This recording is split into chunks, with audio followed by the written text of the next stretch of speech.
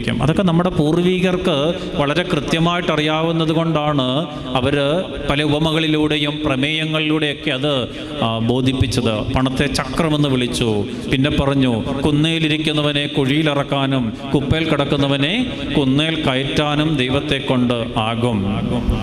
അത് നമ്മുടെ പൗരാണികമായ ഒരു വലിയ കാഴ്ചപ്പാടാണ്. ഈ തിരുവനന്തപുരത്തൊരു ക്ഷേത്രമുണ്ടല്ലോ, ശ്രീ പത്മനാഭ സ്വാമി ക്ഷേത്രം. തിരുവിതാംകൂർ രാജാക്കന്മാരുടെ, വേണാട് മാറി തിരുവിതാംകൂർ ആയപ്പോൾ ഈ തിരുവിതാംകൂർ രാജാക്കന്മാരുടെ ആസ്ഥാന ദേവാലയമായിട്ട് അല്ലെങ്കിൽ ആസ്ഥാന ക്ഷേത്രമായിട്ടാണല്ലോ ഈ ശ്രീ പത്മനാഭസ്വാമി ക്ഷേത്രത്തെ വിശേഷിപ്പിക്കുന്നത്. നമ്മൾ അവിടുത്തെ ഭരണാധികാരിയെ രാജാവെന്ന് മാർത്താണ്ഡവർമ്മയാണെങ്കിലും അവിട്ടം തിരുനാളാണെങ്കിലും ആരെയാണെങ്കിലും നമ്മൾ രാജാവെന്ന്